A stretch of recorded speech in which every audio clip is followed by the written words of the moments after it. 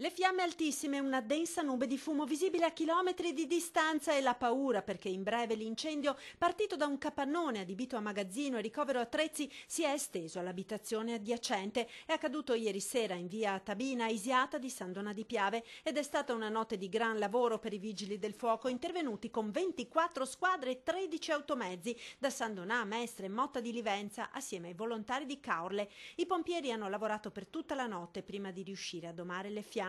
Timori anche di inquinamento. A scopo precauzionale l'amministrazione comunale ha invitato i residenti a chiudere le finestre. Sono in corso accertamenti per stabilire le cause dell'incendio e verificare eventuali ripercussioni ambientali. Ed un violento incendio, probabilmente di origine dolosa, è divampato nella notte in una ditta di spedizioni in via dell'Artigianato a Costermano, nel Veronese. Le fiamme, partite da uno dei mezzi parcheggiati nell'azienda, si sono estese in breve ad altri 8 tir, quasi tutti carichi di merce. Sul posto i vigili del fuoco di Verona, supportati da quelli di Rovigo e Trento. I danni sono ingentissimi, in corso indagini per verificare la natura del rogo.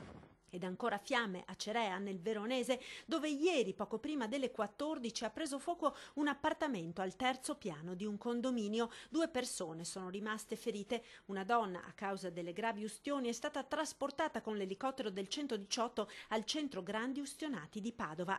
Da Verona a Venezia, perché nel tardo pomeriggio di ieri i vigili del fuoco sono intervenuti a Pellestrina per un vasto incendio di sterpaglie che ha interessato la zona di via Porto Secco. Timori per alcune abitazioni e roulotte limitrofe all'area del rogo lambite dalle fiamme. Sul posto 2 autopompe lagunari dei pompieri di Venezia, intervenuti a Pellestrina anche con l'elicottero per una ricognizione aerea della zona.